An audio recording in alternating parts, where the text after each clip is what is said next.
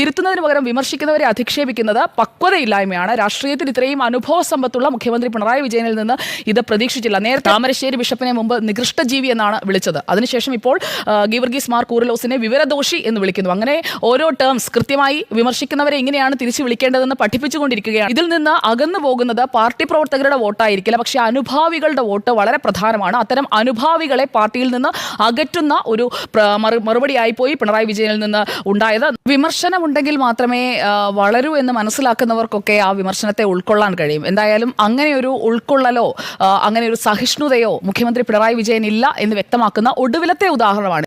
മുഖ്യമന്ത്രി ഈ രീതിയിലാണ് ഒരു വിമർശനത്തെ ഉൾക്കൊള്ളുന്നത് എന്ന് ഒരു നാട് കണ്ടിരിക്കേണ്ടി വരുന്ന ഒരു ഗതികേടിലേക്ക് നമ്മൾ എത്തി എന്നുള്ളതാണ്.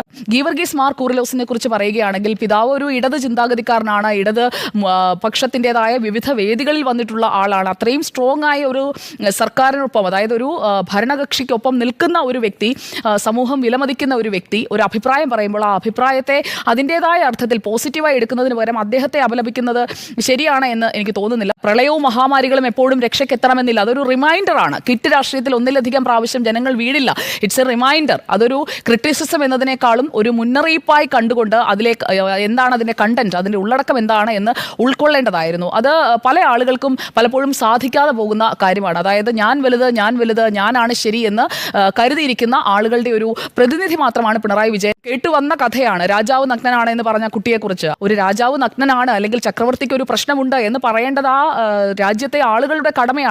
വിമർശനങ്ങളെ ഉൾക്കൊള്ളുക എന്ന് പറയുന്നതാണ് ഒരു നല്ല മനുഷ്യന്റെ അല്ലെങ്കിൽ ഒരു നല്ല വ്യക്തിയുടെ കഴിവ് എന്ന് പറയുന്നത്. അല്ലാതെ വിമർശിക്കുന്നവനെ മോശക്കാരനാക്കി അയാളെ താറടിച്ച് മാറ്റി നിർത്തുക എന്നുള്ളതിൽ ഒരു ചെറിയ വ്യക്തി പറഞ്ഞാലും അപ്പുറത്തിരിക്കുന്നവൻ വലിയവനാണെങ്കിലും ആ വിമർശനത്തിൽ കഴമ്പുണ്ടെങ്കിൽ അത് കേൾക്കണം, തിരുത്താൻ പറ്റുമെങ്കിൽ തിരുത്തണം.